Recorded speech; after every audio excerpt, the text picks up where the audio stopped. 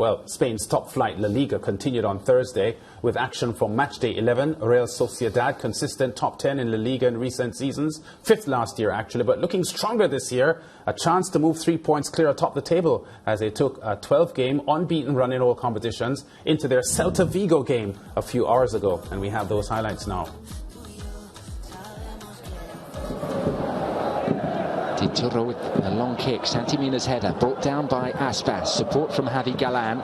3 in the box. Galan delivers first time, punched away by Ryan, headed back into the centre, and now Denis Suarez, and the opportunity on the rebound has been miraculously saved by Matty Ryan.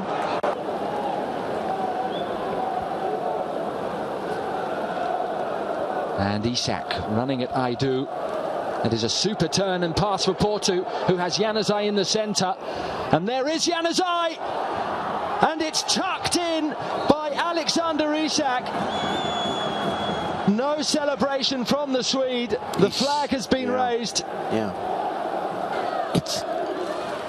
No, we think it's 0-1. We're just waiting for confirmation. It is Carlos Del Cerro Grande in charge of VAR.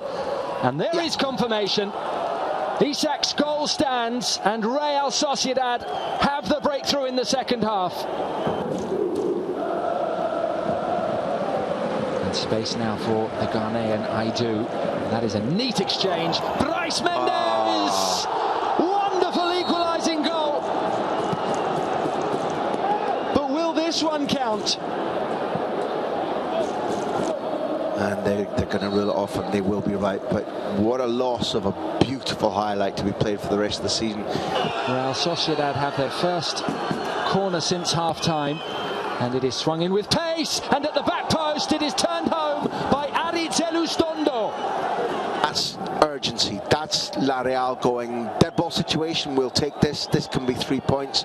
This can give us further distance at the top of La Liga. That's hunger. And Celta are badly outcompeted at that corner.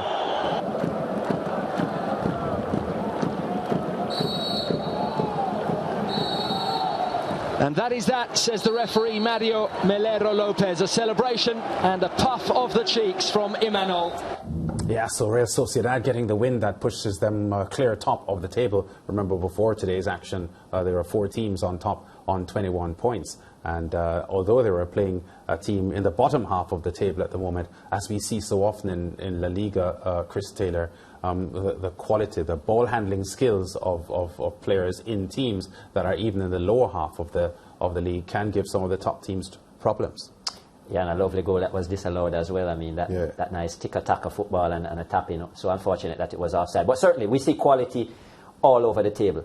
For a long time, the statement was that, especially in La Liga, it was more 3-4 team race, and the teams at the back end were not really competing. But I think that has improved, and we've seen other teams break that top 10. Whether they stay there or not is another question. But I mean, they have shown the ability to compete with a lot of the top teams, and some of the top teams are falling short now. Yeah, Sociedad have been in the top 10 for the past 4 seasons, I think, but more in the bottom half of the top 10, 9th, 8th, 10th.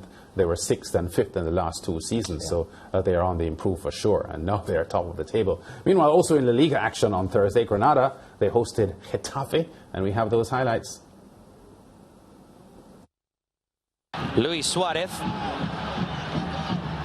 plays the ball back across for Milla, goes for goal from the edge of the box, and it's just over the crossbar. Good effort though from Luis Milla. As well, nearly everyone forward for Getafe. They know this could be a goal-scoring chance. Flicked on by Cavaco, and the touch there, and there's the goal.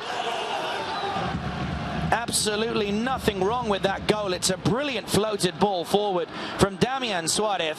This game far from over, it seems. Rochina in behind from Luis Milla. And now a possible handball off Arambarri. It will be a corner anyway, as that's the image that maybe will cost Getafe a penalty. The instant it touches the arm, it isn't exactly close to the chest of Arambarri. Now it's down to the interpretation of the referee, the on-pitch referee, Cordero Vega.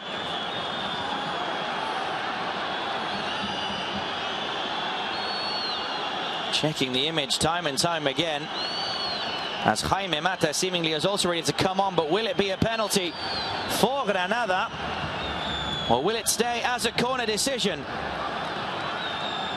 And the referee points to the penalty spots. Granada 1-0 down. Is it going to be 1-1? And no, it's not. An awful penalty from Luis Suarez. Absolutely skies it over the crossbar. To the final minute now. 20 seconds left of stoppage time. As Milla plays in the corner, the header in the front post. And there's the equaliser for Granada. A brilliant effort. Beats Cuenca. Not much David Soria could do. And in the 7th minute of stoppage time, Granada make it 1-1 at the Nuevo Los Cármenes. Absolute heartbreak for Getafe. A final chance for the visiting side. A counter now for Granada. Long ball here for Antonio Puertas to chase, but fails to keep it in play there, as Enes Unal looks on, the goal scorer for Getafe. It was in fact Jorge Molina who couldn't keep it in, and there goes the final whistle at the Nuevo Los Cármenes. The final score is Granada 1, Getafe 1.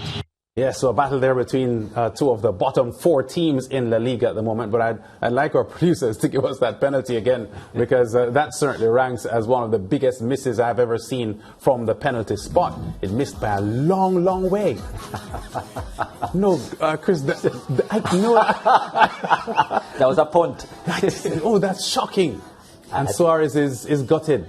And he has every reason to be. I guess there is the indication there, the suggestion that the footing was a little off for him, which contributed to him. There was a ramp.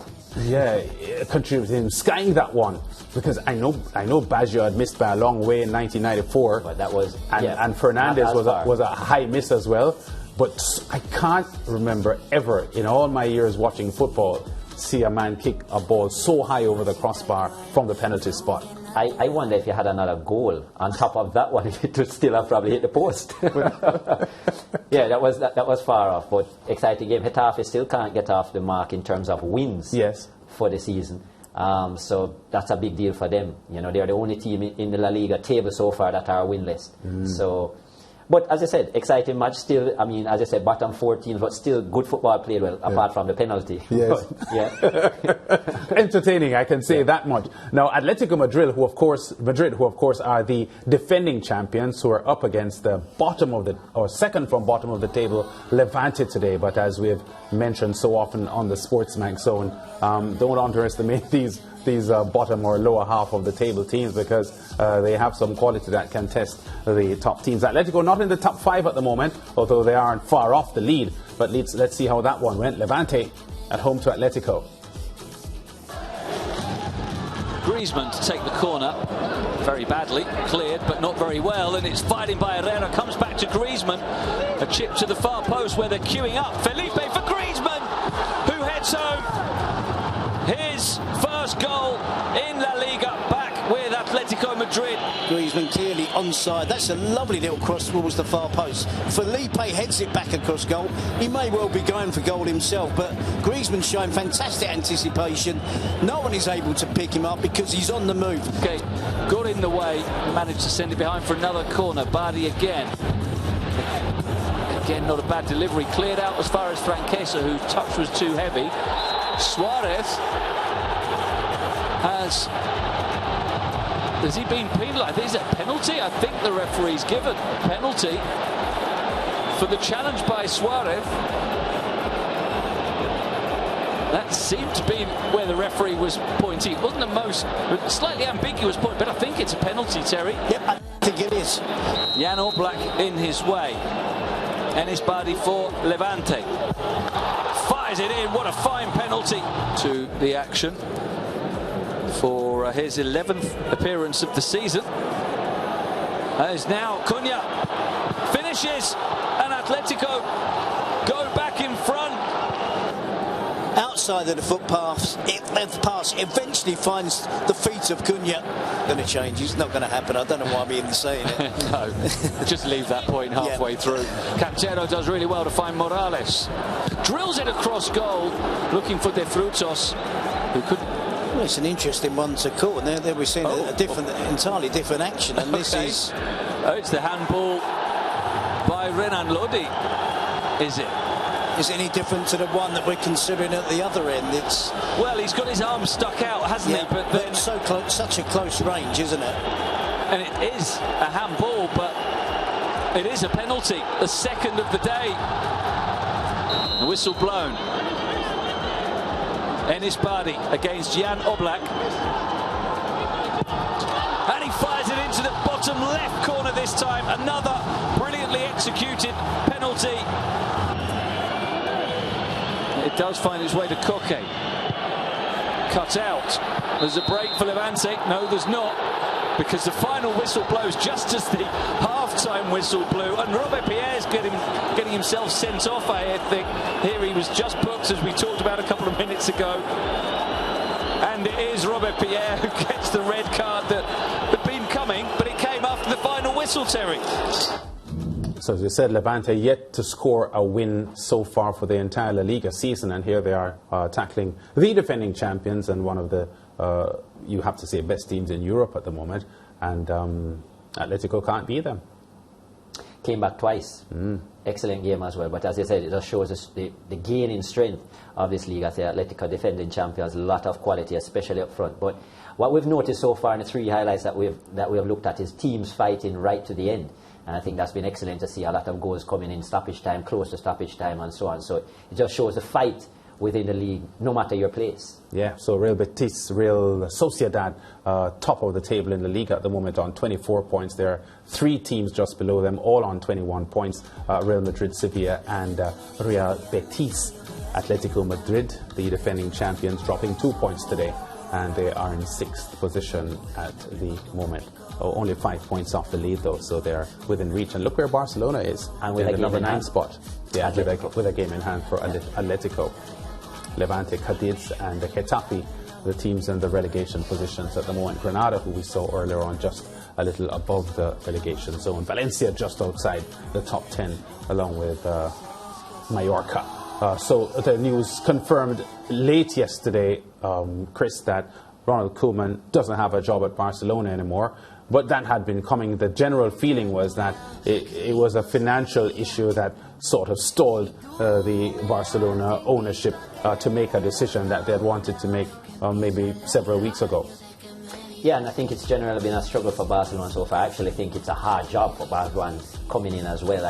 I see him struggling just the same. I just think in terms of the side, I mean, obviously some of the stalwarts over the years have now left, including Messi and so on. So Busquets still in the side, not really sure if he fits in terms of the new way Barcelona want to play with the likes of Frankie de Jong. I think maybe a midfielder more of the likes of Kante, or that kind of Makelele style, somebody who can break up play and then give the ball to a player like Frankie de Jong with his dynamic kind of play. I think that is what is more needed with, you know, exciting talent like Ansu Fati and well, they have bought some experience in Sergio Aguero is there, of course. You know, they still have Ousmane Dembele and so on. So still a lot of quality within the team, Philippe Coutinho and so on. I think they have defensive problems. But again, the style of football has to slightly change for Barcelona, because they no longer have the likes of Xavi, Iniesta, Messi, and not for very long Sergi Busquets. So I think it's going to be a tough job for whoever comes there. And it's going to take them a while to rebuild. As I said, all teams, as your team you would know well, Lance, as well, going through a transition period, and sometimes that can take years. It probably took my team 30. Yeah, so Barcelona 9th in the table at the moment, and they are 9 points off the lead, but it's still early season. They've not yet reached a 3rd in the league, so there is time for them to recover and push for a spot for Europe, because I can tell you there has been talk that Barcelona may struggle to make Europe this year. Well, the top flight of Europe make it. We go to break. Back with more on The Zone after this. Dime qué hacemos entonces, pa' que se junten las voces. Dime tú por qué yo no sé.